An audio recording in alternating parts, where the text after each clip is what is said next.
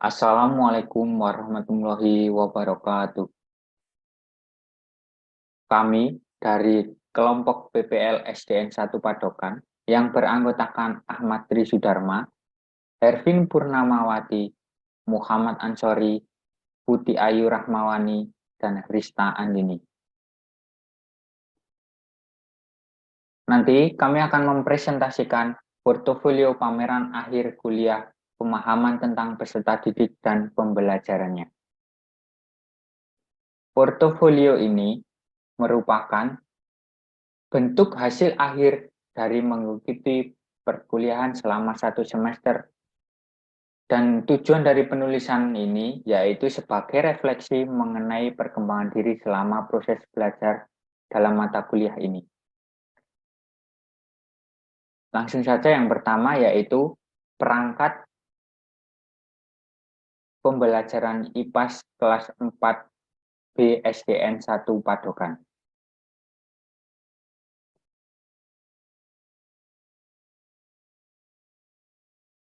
Setiap guru tentunya mempunyai kewajiban dalam menyusun RPP secara lengkap, sistematis, dan juga interaktif, menyenangkan, efisien, menantang, dan tentunya memotivasi peserta didik untuk berperan aktif.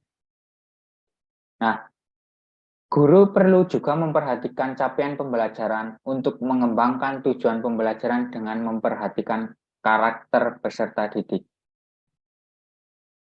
Perangkat ajar merupakan bagian materi pengajaran yang dapat digunakan guru untuk mendukung kegiatan belajar mengajarnya.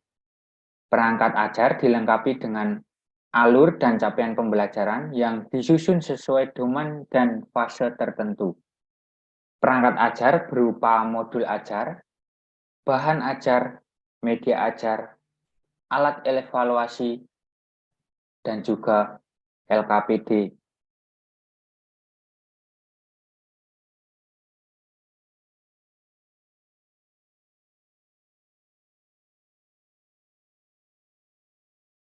Yang selanjutnya yaitu profiling peserta didik kelas 4B SDN 1 Padokan. Nah, profiling yang didapatkan dari kelas 4B SDN 1 Padokan yaitu yang pertama, peserta didik di kelas tersebut memiliki latar belakang daerah yang sama yaitu warga Yogyakarta. Yang kedua yaitu peserta didik kelas 4B, mayoritasnya itu berasal dari keluarga sosial menengah ke bawah.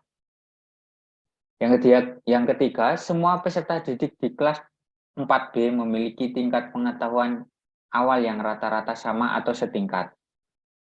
Yang selanjutnya, tidak ada peserta didik yang berkebutuhan khusus, yang menggunakan kacamata, pendengaran, ataupun yang lain-lain itu tidak ada.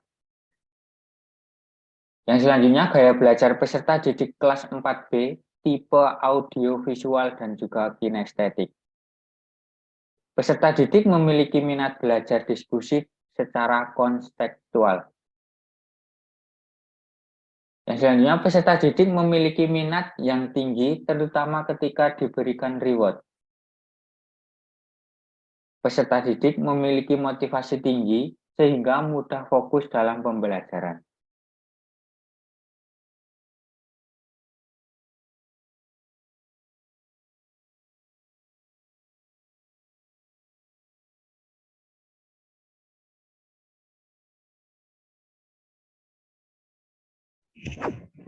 Selanjutnya yaitu setelah melakukan profiling peserta didik, maka yang kami lakukan adalah membuat modul ajar.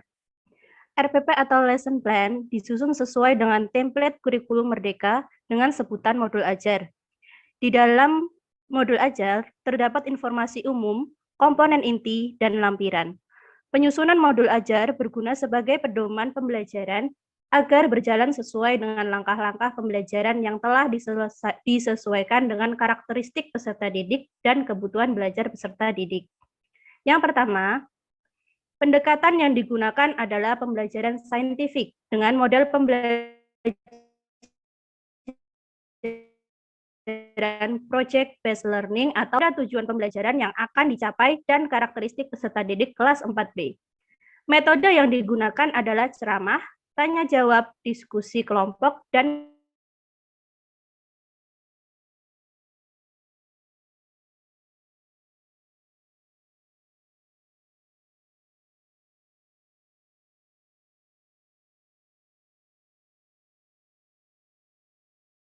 kedua, yaitu capaian pembelajaran dalam modul ajar ini adalah peserta didik mampu mengidentifikasi macam-macam energi potensial dalam kehidupan sehari-hari berdasarkan percobaan sederhana. Adapun tujuan pembelajaran yaitu 1. Peserta didik dapat mengidentifikasi macam-macam energi potensial dalam kehidupan sehari-hari berdasarkan percobaan sederhana. Di sini yaitu taksonomi Bloomnya C4 atau mengidentifikasi. Yang kedua, peserta didik dapat membuat simulasi percobaan sederhana di depan kelas yang menggunakan energi potensial. Taksonomi Bloomnya di sini adalah C3 atau demonstrasi. Setelah menyusun tujuan pembelajaran CP dan juga melakukan strategi pembelajaran, kegiatan yang dilakukan adalah merancang kegiatan pembelajaran yang terdiri dari kegiatan pendahuluan, kegiatan inti, dan kegiatan penutup. Kegiatan pembelajaran disusun sesuai dengan sintaks pembelajaran PJBL dan berisikan alur pembelajaran dari awal hingga akhir pembelajaran. Langkah-langkah pembelajaran dirancang secara sistematis dan mengandung kegiatan yang mendukung pencapaian tujuan pembelajaran. Selain itu, kegiatan dalam langkah-langkah pembelajaran dirancang agar dapat melatih atau mengembangkan profil pelajar Pancasila serta keterampilan abad 21 antara lain critical thinking, creativity, collaboration, and communication. Dalam kegiatan pembelajaran diselingi kegiatan ice breaking dan pemberian motivasi berupa pujian secara lisan ataupun reward untuk meningkatkan minat dan fokus belajar peserta didik di kelas. Berikut merupakan lampiran modul ajar yang telah disusun oleh kami.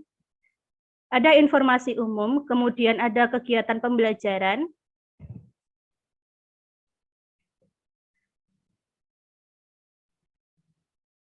asesmen yang digunakan nanti ada asesmen diagnostik, formatif, dan sumatif.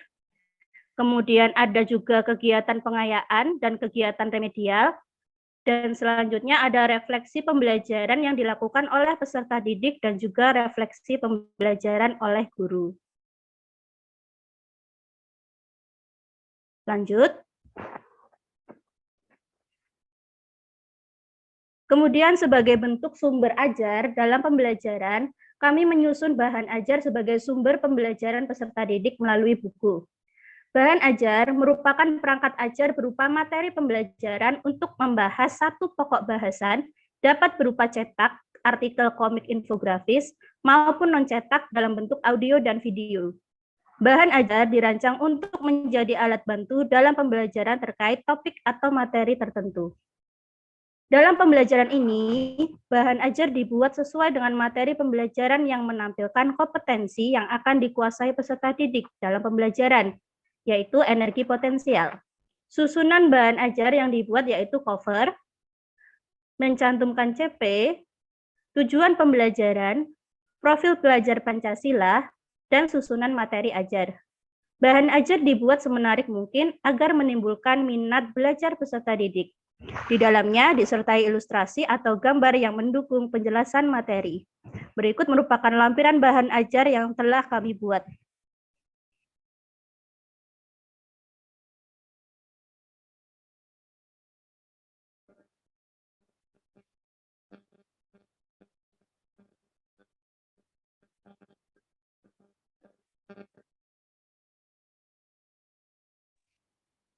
Yang selanjutnya ada media ajar. Media pembelajaran merupakan salah satu cara atau alat bantu yang digunakan dalam proses belajar mengajar. Hal ini dilakukan untuk merangsang pola pembelajaran agar dapat menunjang keberhasilan dari proses belajar mengajar, sehingga kegiatan belajar mengajar dapat efektif untuk mencapai tujuan yang diinginkan. Media pembelajaran yang dipilih yaitu media pembelajaran PowerPoint, video pembelajaran energi potensial, dan lilin, karet, karet gelang, serta benda-benda di sekitar kelas untuk kegiatan percobaan. Pemilihan ketiga media tersebut dinilai dapat memfasilitasi peserta didik untuk membantu pemahaman materi dan konsep sesuai dengan gaya belajar mereka. Hal ini juga dilakukan sebagai bentuk diferensiasi konten dan proses di dalam pembelajaran. Media pembelajaran PowerPoint yang berisikan materi dengan sajian gambar dan teks dapat mendukung peserta didik yang memiliki gaya belajar visual. Sedangkan media video pembelajaran energi potensial dapat mendukung peserta didik yang memiliki gaya belajar tipe audio-visual. Media konkret untuk kegiatan percobaan digunakan untuk mendukung peserta didik yang memiliki gaya belajar tipe visual dan kinestetik. Berikut adalah lampiran media ajar energi yang tersimpan IPAS kelas 4 yang telah kami buat. Di sini ada media konkret, audiovisual, serta media PowerPoint.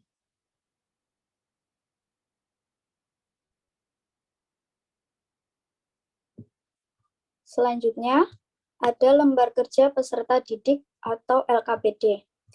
Lembar kerja peserta didik merupakan sarana untuk membantu dan mempermudah dalam kegiatan belajar mengajar, sehingga terbentuk interaksi efektif antara peserta didik dengan pendidik. Dapat meningkatkan aktivitas dan prestasi belajar peserta didik, LKPD disusun sebagai panduan peserta didik dalam kegiatan percobaan, diskusi, dan kerjasama di dalam pembelajaran. Terdapat langkah pengerjaan dan bahan diskusi bagi peserta didik yang disesuaikan dengan strategi pembelajaran yang dipilih. LKPD merupakan salah satu bentuk asesmen formatif yang dilakukan selama proses pembelajaran berlangsung. Berikut LKPD peserta didik fase B kelas 4 IPAS, energi yang tersimpan yang telah kami buat. Di situ juga tertuliskan capaian pembelajaran, tujuan pembelajaran, serta profil pelajar Pancasila. Lalu di situ dituliskan alat dan bahan dan langkah-langkah kerja.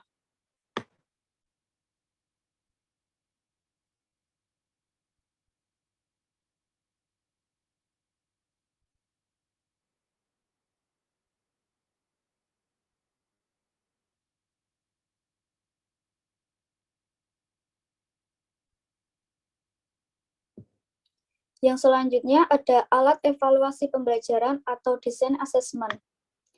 Alat evaluasi pembelajaran berisikan asesmen diagnostik, asesmen formatif, dan asesmen sumatif. Setiap asesmen dilengkapi dengan rubrik penilaian dan lembar penilaian. Asesmen diagnostik dilakukan guna mengetahui kemampuan awal dan kesiapan belajar peserta didik yang dilakukan di awal pembelajaran. Asesmen formatif terdiri dari penilaian, penilaian keterampilan, dan penilaian pengetahuan. Tujuan dari penilaian formatif adalah mengetahui perkembangan penguasaan peserta didik terhadap suatu unit bab kompetensi yang sedang dipelajari. Penilaian sumatif bertujuan untuk mengetahui pencapaian pembelajaran siswa dan pembelajaran suatu unit bab kompetensi yang telah berakhir. Pengayaan dan remedial merupakan bentuk tindak lanjut yang dilakukan guru setelah melakukan refleksi. Kegiatan pengayaan dilakukan untuk membantu peserta didik yang sudah melampaui capaian pembelajaran untuk memperluas pengetahuan dan keterampilan yang dimiliki. Pengayaan yang dibuat yaitu dalam bentuk penugasan pengerjaan soal berbasis hot dan melakukan kegiatan tutor sebaya. Kegiatan remedial diberikan kepada peserta didik yang belum mampu mencapai pembelajaran dengan memberikan tugas remedial dan bimbingan lebih lanjut oleh guru dan orang tua. Berikut adalah instrumen penilaian IPAS energi yang tersimpan. Di situ ada penilaian asesmen diagnostik, ada penilaian asesmen formatif,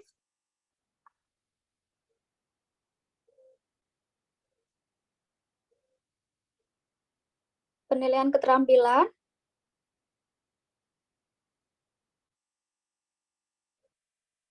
Di sini ada penilaian pengetahuan tes formatif, penilaian asesmen sumatif,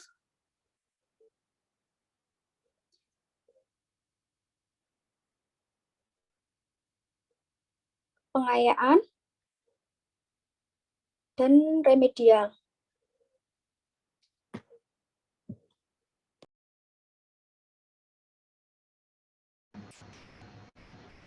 Selanjutnya, di sini terdapat video praktek mengajarnya yang dilakukan di kelas 4.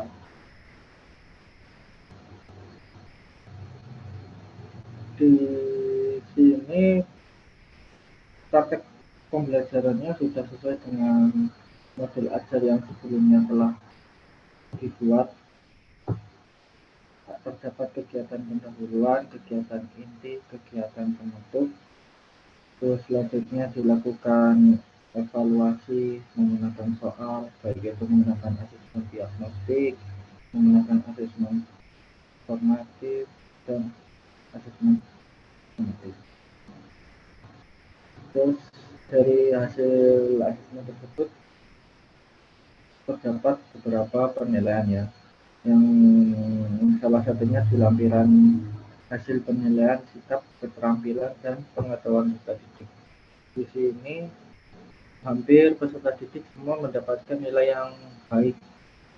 Nilai penilaian pengetahuan ini contohnya 100-180 dengan nilai rata-rata 91,11. Di penilaian sikap juga sudah menunjukkan sikap yang baik dengan nilai 4 untuk skor maksimalnya. Terus kemudian di penilaian keterampilan juga hampir semua sudah baik dengan skor maksimal sudah 4.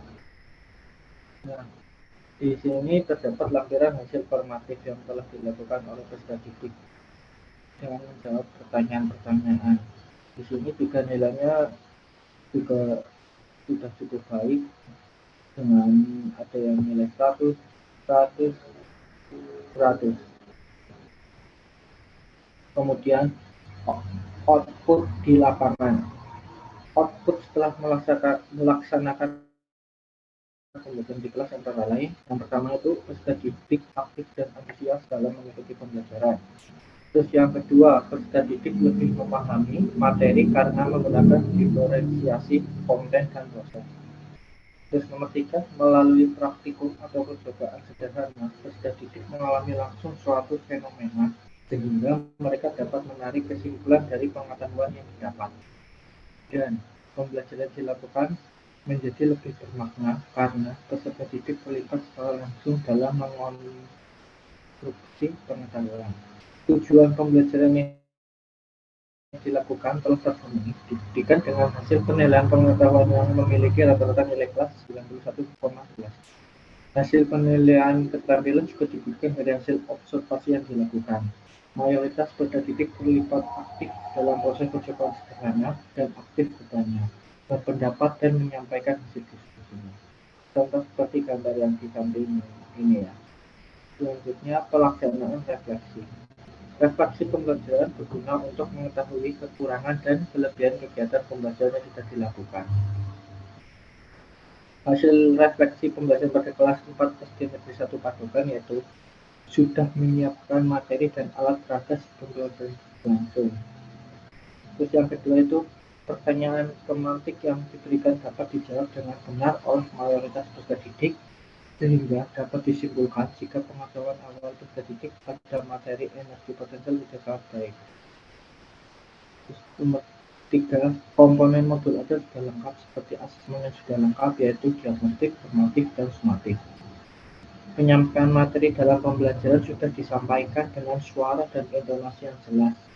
Materi yang disampaikan tidak hanya beracuan pada buku, namun juga dijelaskan contoh keterkaitan materi dan kehidupan sehari-hari. Terus yang kelima, pelaksanaan praktik mengajar tidak sesuai dengan alokasi waktu yang telah dirancang di dalam rencana modul ajar. Karena dalam pembelajaran terdapat kegiatan eksperimen atau percobaan kelompok yang memerlukan waktu lama. Terus Keenam itu penggunaan media konkret dengan melakukan percobaan membuat peserta didik antusias dan mengikuti pembelajaran. Terus yang ketujuh itu peserta didik antusias dalam melaksanakan kegiatan percobaan sederhana untuk memulihkan teori energi potensial secara berkelompok. Yang kedelapan, pada kegiatan presentasi hasil diskusi, sebagian peserta didik kurang berani untuk maju ke depan kelas dan saling menunjuk teman lain untuk maju, sehingga harus menunjuk kelompok satu persatu agar mau maju mempresentasikan hasil diskusi kelompoknya. Yang kesembilan itu refleksi setelah melakukan pembahasan kegiatan inti sudah dilakukan.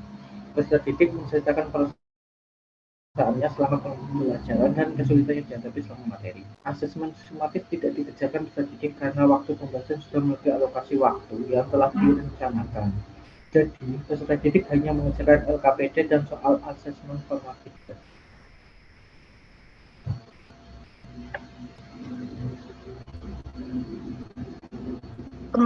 Kemudian selanjutnya adalah rencana tindak lanjut dari hasil refleksi pelaksanaan praktik mengajar. Yang pertama, mempertahankan kesiapan media dan alat peraga sebelum pembelajaran berlangsung.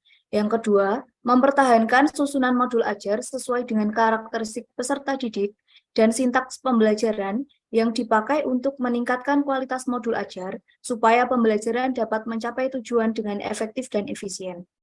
Yang ketiga, mempertahankan penyampaian materi dalam pembelajaran dengan suara dan intonasi yang jelas. Yang keempat, meningkatkan keaktifan peserta didik dengan memberikan motivasi dan reward kepada peserta didik atau kelompok yang paling berani tampil, aktif berdiskusi, bertanya dan menanggapi presentasi kelompok lain. Alternatif lain solusi lainnya yang dilakukan yaitu dengan melakukan direct instruction atau menunjuk langsung kepada anak atau kelompok untuk maju presentasi ke depan kelas secara bergantian. Yang kelima, mempertahankan penggunaan media pembelajaran TPACK dan media pembelajaran konkret dalam pembelajaran karena pada anak usia sekolah dasar masih dalam tahap berpikir operasional konkret. Yang keenam, mempertahankan selalu refleksi pembelajaran setelah melakukan kegiatan inti agar peserta didik menceritakan perasaannya selama pembelajaran dan kesulitan yang dihadapi selama mendapatkan materi. Yang ketujuh, memperbaiki manajemen waktu pelaksanaan pembelajaran agar berjalan sesuai dengan alokasi waktu pada rencana pembelajaran yang telah dibuat dan memastikan asesmen sudah dijalankan semua. Kemudian yang kedelapan adalah mempertahankan kegiatan berbasis eksperimen atau percobaan sederhana untuk pembelajaran IPA sebagai bentuk pembuktian terhadap teori yang dipelajari pada materi pembelajaran. Selanjutnya ada tips untuk masyarakat luas. Yang pertama, memberikan motivasi dan selalu memonitoring perkembangan peserta didik dalam kegiatan pembelajaran. Yang kedua, menyusun tujuan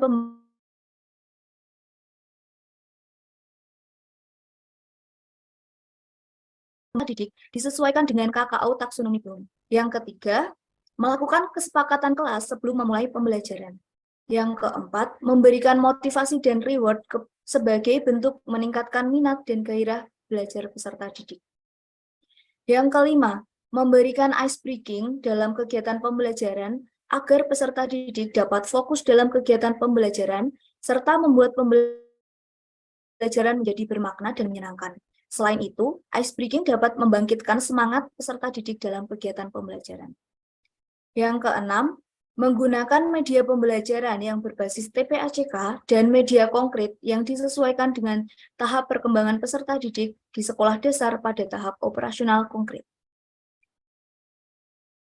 Yang ketujuh, membuat pemetaan terhadap peserta didik melalui profiling peserta didik dalam bentuk data yang mencakup nama, tempat tanggal lahir, jenis kelamin, agama, alamat asal, alamat domisili, nomor HP, data orang tua, dan lain sebagainya yang diperlukan untuk membuat profiling peserta didik. Kemudian yang kedelapan, memilih model pembelajaran yang bervariasi yang disesuaikan dengan karakteristik peserta didik dan juga tingkat capaiannya.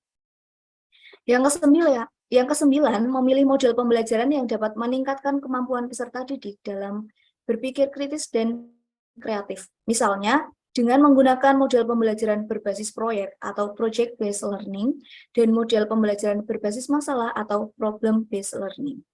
Yang ke-10, modul ajar disusun disesuaikan dengan karakteristik peserta didik yang memperhatikan kriteria pengembangan modul ajar, yaitu esensial, menarik, bermakna, dan menantang, relevan dan kontekstual, serta berkesinambungan. Demikian tips untuk masyarakat luas yang kelompok kami telah buat. Kemudian berikut merupakan dokumentasi kegiatan mengajar yang sudah dilakukan. Ada kegiatan presentasi, ada kegiatan pemberian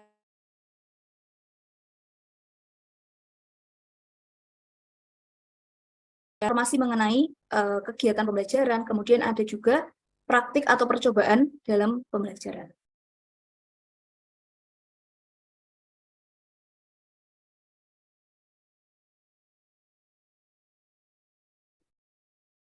Itu yang bisa kami sampaikan dari portofolio pameran akhir kuliah pemahaman tentang peserta didik dan pembelajarannya. Apabila kami ada kesalahan, kami memohon maaf. Cukup sekian, terima kasih. Wassalamualaikum warahmatullahi wabarakatuh.